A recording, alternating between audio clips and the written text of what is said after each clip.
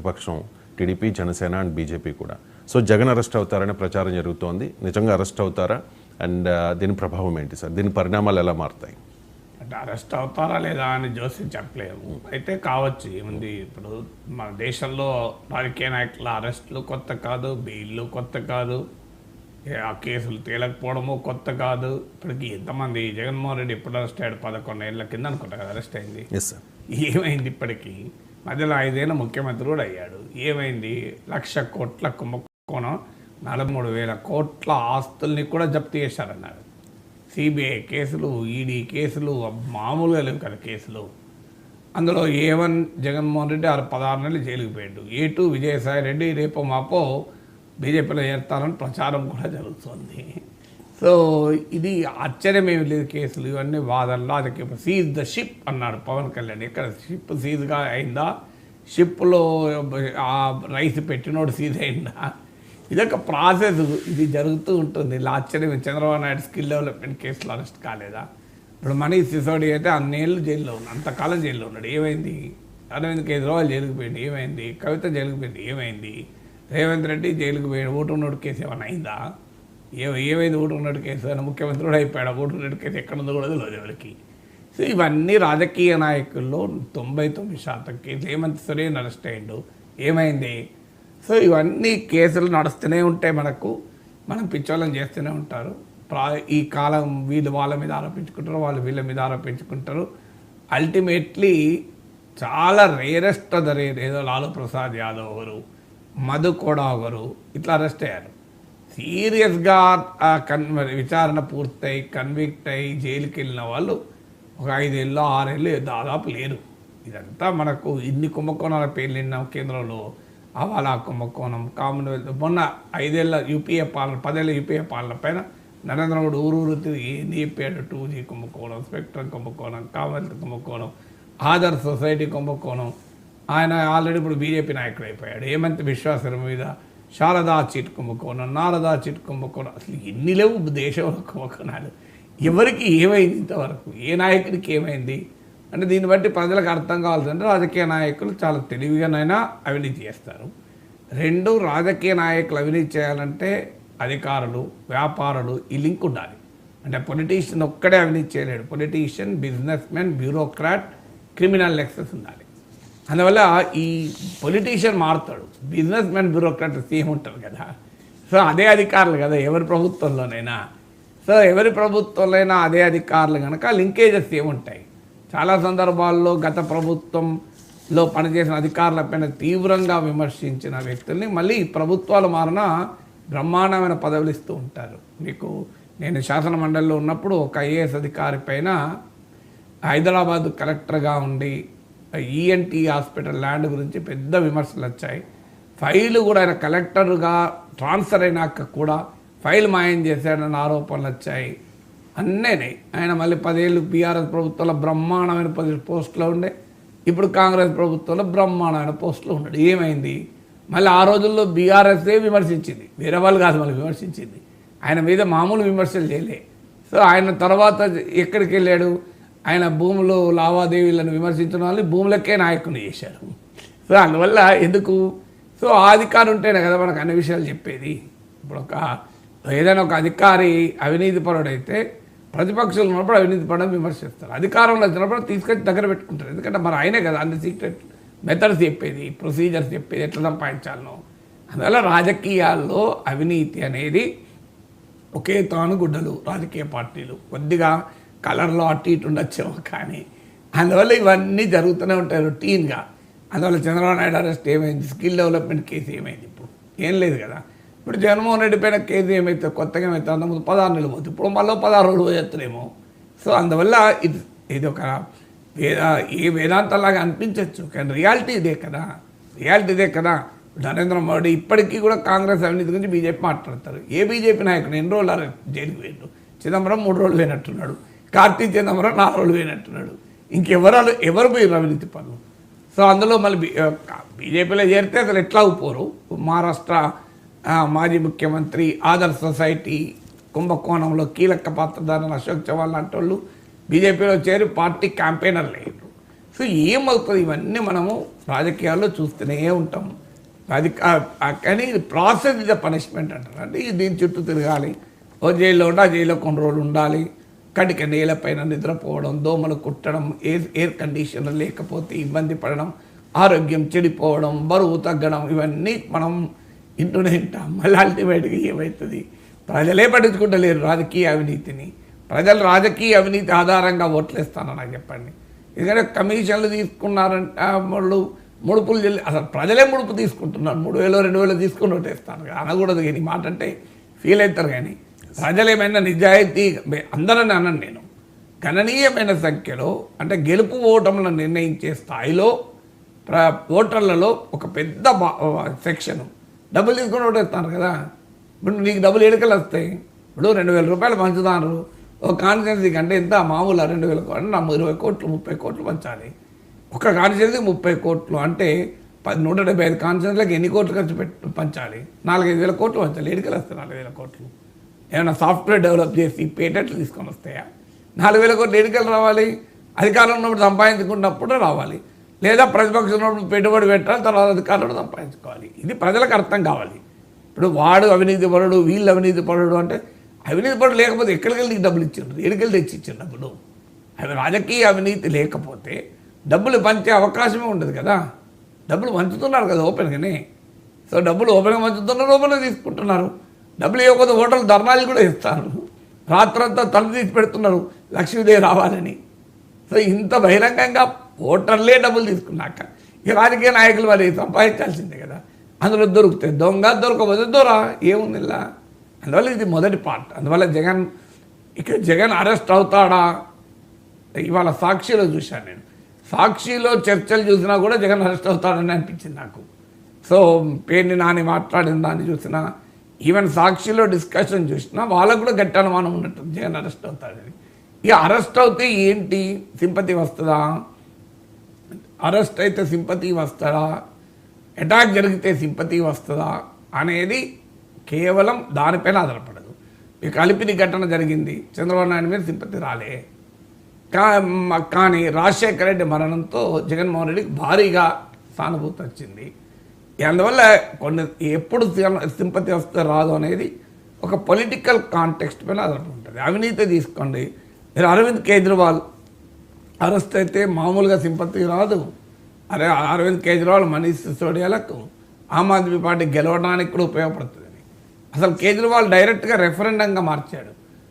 కేజ్రీవాల్ అవినీతి పరుడని మీరు అనుకుంటే ఆమ్ ఆద్మీ పార్టీని ఓడించింది, లేదు అన్యాయంగా కేసులు పెట్టారు అనుకుంటే గెలిపించండి అన్నాడు. ప్రజలు ఏం చేశారు? ఆమ్ ఆద్మీ పార్టీని ఓడించడమే కాదు, అరవింద్ కేజ్రీవాల్ ఎమ్మెల్యే కూడా ఓడించారు. అంటే ఏమన్నారు ప్రజలు? నువ్వు అవినీతి పరుడే అన్నారు. సో ఇది కేజ్రీవాల్ ఇచ్చిన ఆప్షన్. నేను అవినీతి పరుణ్ణైతే ఓడించండి, నేను నిజాయితీ పరుణ్ణి అయితే గెలిపించండి అన్నాడు. ప్రజలు మరి ప్రభుత్వాన్నే కాదు అతీషిని ఎమ్మెల్యేగా గెలిపించారు. మీకు అరవింద్ కేజ్రీవాల్ మనీష్ సిసోడియాను ఎమ్మెల్యే కూడా ఓడించారు. అంటే సింపతి రాలే కదా. అరెస్ట్ చేస్తే సింపతి వస్తుంది అనుకున్నా, రాలే కదా. సో అంటే ఏంటి మరి ప్రాబ్లం ఎక్కడుంది? అరెస్ట్ చేస్తే సింపతి వస్తుందా రాదా? జగన్మోహన్ రెడ్డి అరెస్ట్ అయ్యాడు, సింపతి వచ్చిందా? సింపతి వచ్చింది కనుకనే 2% ఓట్లతోనే ఓడిపోయాడు 2014లో. కానీ జగన్మోహన్ రెడ్డి అరెస్ట్ అయిన తర్వాత ఆ గ్యాప్లో వేరే పరిణామాలు జరిగాయి. అది రాష్ట్ర విభజన, హైదరాబాద్ లాంటి రాజధాని నగరం కోల్పోవడము, అనుభవం ఉన్న నాయకుడు కావాలి అనే ప్రజల్లో అభిప్రాయం కలగడం, కేంద్రంలో ఉన్న ప్రభుత్వంతో కలిసి పనిచేస్తే తప్ప రాష్ట్ర అభివృద్ధి కాదనే భావన రావడం, ఇవన్నీ డామినేట్ చేసే వరకు జగన్ 2014లో గెలవలేదు. ఇవన్నీ డామినేట్ చేస్తున్నపోతే 2014లో గెలిచేవాడు జగన్. ఎందుకంటే 2% గ్యాప్ మీకు మోడీ ఫ్యాక్టరు, కేంద్ర ప్రభుత్వ సహకారం అనే ఫ్యాక్టరు, హైదరాబాద్ కోల్పోవడం పైన కన్సర్ను, ఇవన్నీ లేక రాష్ట్ర విభజన పట్ల ఆందోళన, ఈ ఫ్యాక్టర్స్ అన్నీ డామినేట్ చేసి 2014లో జగన్ పట్ల ఉన్న అరెస్టు వల్ల సానుభూతి కన్నా కూడా ఎక్కువైంది. 2019కి వచ్చారు, గెలిచారు. మళ్ళీ చంద్రబాబు నాయుడు అరెస్ట్ చేశారు, చంద్రబాబు నాయుడు మళ్ళీ ముఖ్యమంత్రి అయ్యారు. అంటే కాంటెక్స్ట్ ఏంటి? రేవంత్ రెడ్డి అరెస్ట్ చేశారు. రేవంత్ రెడ్డి అంటే చిన్న వేరే కేసు అనుకోండి, అది ఓటుకు నోటు. సో మరి ఈ ప్రాసెస్ ఏం చెప్తుందంటే, ఒక అరెస్టు పట్ల సానుభూతి రాజకీయ సానుకూలతను ఇస్తుందా, రాజకీయ ప్రతికూల ప్రభావం చెప్తుందా అనేది it is a function of political context. అందుకే మీకు ఇన్ని ఉదాహరణలు ఇచ్చాను.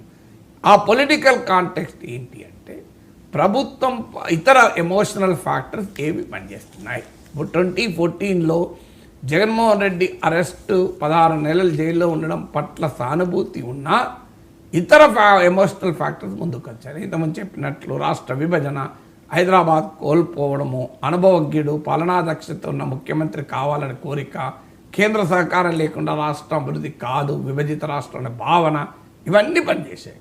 పనిచేసి చంద్రబాబు నాయుడుకి అడ్వాంటేజ్ అయింది. ఇప్పుడు 2024 ఎన్నికలకు ముందు చంద్రబాబు నాయుడు అరెస్ట్ అయిన సందర్భం ఏంటి? జగన్మోహన్ రెడ్డి ప్రభుత్వం పట్ల ప్రజా వ్యతిరేకత తీవ్ర స్థాయికి పెరిగిన సమయంలో అరెస్ట్ అయ్యారు.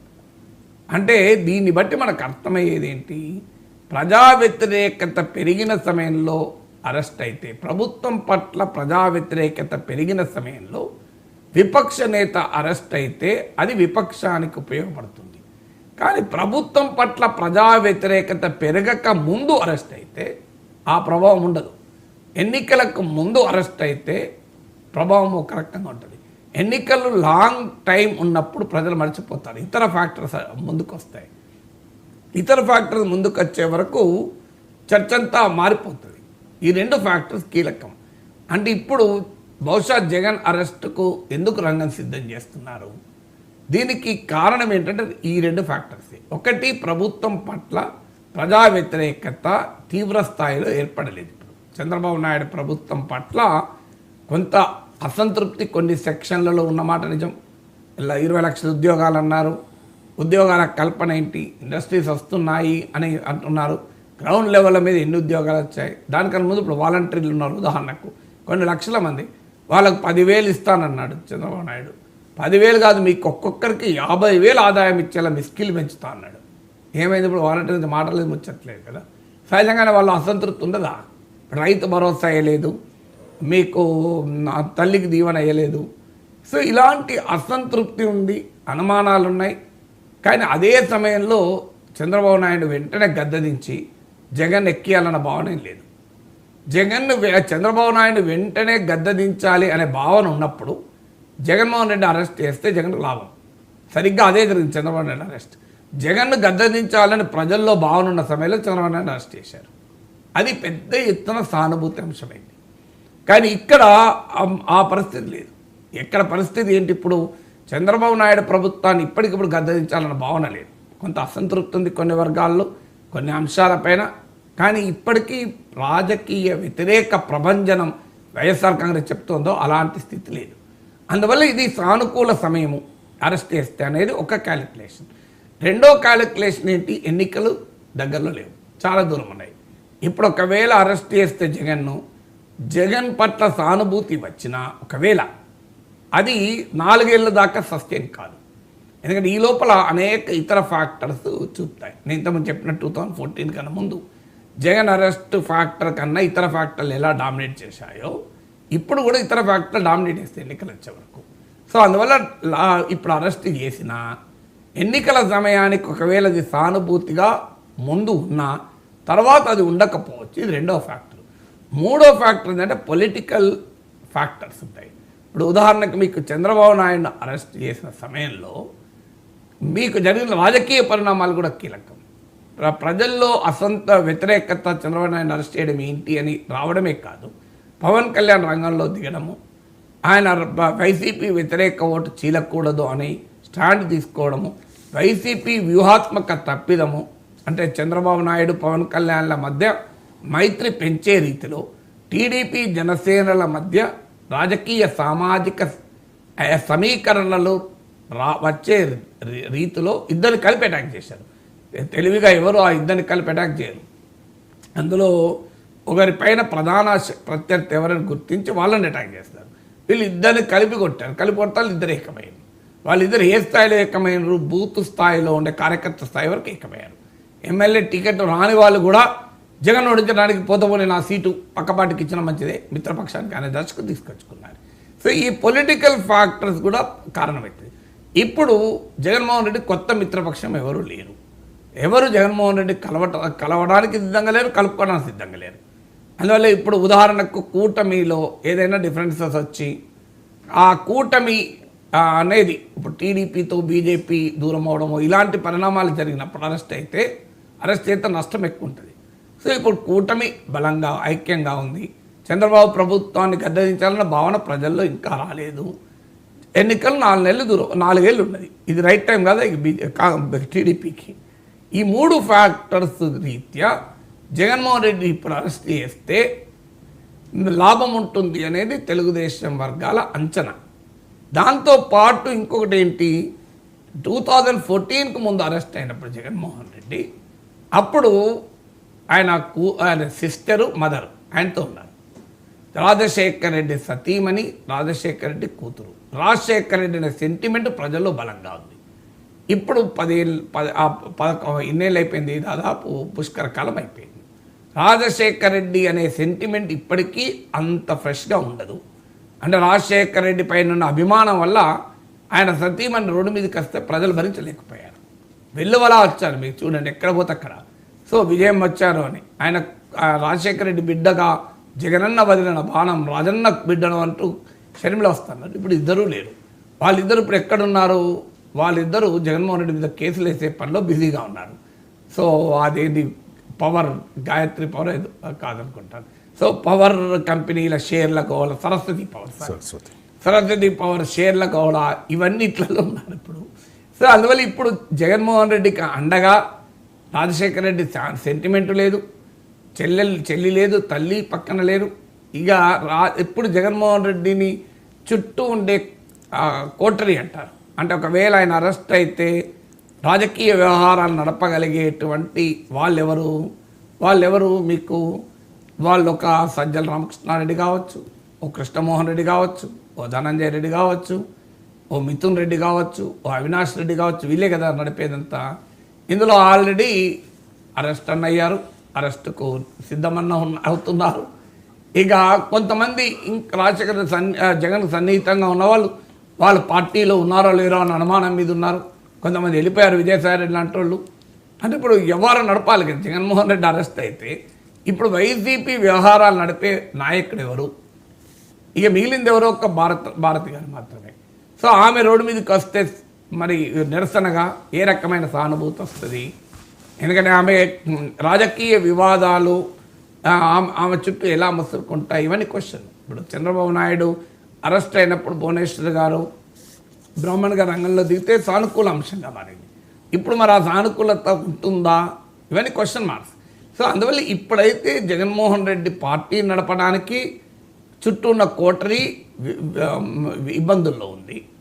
అలాగే మా తల్లి చెల్లి అండలేదు, రాజశేఖర రెడ్డి సెంటిమెంట్ లేదు. దాంతోపాటు పార్టీలో ఉన్న నాయకులు, వ్యవహారాలు నడిపే వాళ్ళు అరెస్ట్ అవుతున్నారు. అనాసక్తిగా యాక్టివ్గా అన్నలేరు, లేదంటే రాజీనామా చేసి జగన్ మీదనే బాణాలు వదులుతున్నారు. ఇలాంటి పరిస్థితుల్లో విజయసాయి రెడ్డి ఆల్రెడీ పార్టీ నుంచి వెళ్ళిపోయాడు. పార్టీలో ఉన్న వాళ్ళపైన కేసులు, ఇప్పుడు గట్టిగా నిలబడే వాళ్ళ మీద కేసులు వేలాడుతున్నాయి. ఇప్పుడు పేరు నాని పైన బియ్యం వేలాడుతున్నది, బియ్యం బస్తా. సో ఇలా మీకు ఆ రకమైనటువంటి ట్రెండ్ మీకు కనబడుతోంది. అందువల్ల ఇప్పుడైతే అప్రాప్రియేట్ టైం అని తెలుగుదేశం వర్గాల్లో వినిపిస్తున్న వాదన. మరి ఈ ఫ్యాక్టర్స్ అంటే ఇప్పుడు మీకు అరెస్ట్ అవ్వటానికి ఉండే ఫ్యాక్టర్ చెప్పాను కదా, ఈ ఫ్యాక్టర్స్ రీత్యా చూస్తే జగన్మోహన్ రెడ్డి అరెస్టుకు రంగం సిద్ధమైందని అనిపిస్తోంది. కానీ అవుతారా లేరా, అయితే బెయిల్ వస్తుందా లేదా, ఇవన్నీ ఇఫ్స్ అండ్ బట్స్ తర్వాత చూడాల్సింది. తర్వాత అన్నిటికన్నా ముఖ్యం ఏంటంటే తెలుగుదేశాన్ని సమర్థించిన, వైసీపీని తీవ్రంగా వ్యతిరేకించిన వర్గాల్లో తీవ్రమైన అసహనం కూడా వ్యక్తమవుతుంది. అనేక అంశాలు అసహనం వ్యక్తమవుతుంది. ఇంకా పెద్దిరెడ్డిని అరెస్ట్ చేయరేంటి, ఇంకా జగన్ దాకా ఎప్పుడొస్తారు, ఇంకా పేర్నాని సంగతి తేల్చరేంటి, కొడాలి నానంటే ఆరోగ్యం బాగాలేదు కనుక ఆయన గురించి చర్చ లేదు. ఇంక మన అంతకుముందు చూసాం, మీరు వల్ల నేను మంచి అరెస్ట్ అయ్యేదాకా జనంలో ఇంకెప్పుడు అరెస్ట్ చేస్తారు. సో ఈ క్షేత్రస్థాయిలో ఉన్న ప్రెషర్ కూడా పెరిగింది. తెలుగు తమ్ముళ్ళ సోషల్ మీడియాలో ఉతికి ఆరేస్తున్నారు ఇంకెంతకాలం అని. మీరు అది టీడీపీ